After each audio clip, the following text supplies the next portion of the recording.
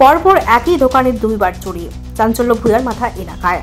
জানা যায়, গোকুলনগর ভূঁইয়ার মাথা এলাকার ব্যবসায়ী রবীন্দ্র দাস শনিবার রাত 10টা নাগাদ তার মুদি দোকান বন্ধ করে তিনি বাড়িতে যান।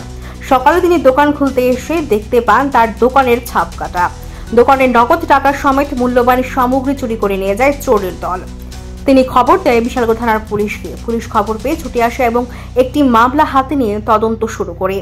দোকানের মালিক রবীন্দ্র দাস তিনি জানান, এর আগেও সরস্বতী পুজোর রাতে তার দোকানে চুরি হয়েছিল। পরপর চুরির ঘটনাকে কেন্দ্র করে উক্ত এলাকায় চাঞ্চল্য দেখা দিয়েছে। মানে 20-25 টাকার মতো মাল উঠেছিল।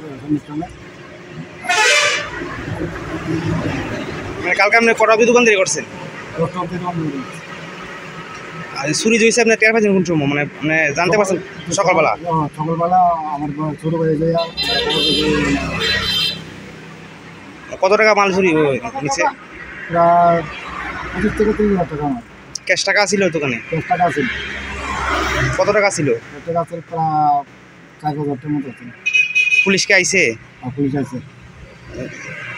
কি নামটা? রবীন্দ্র দাস। আপনার দোকানটা কোন জায়গায়? বিহার মাথা।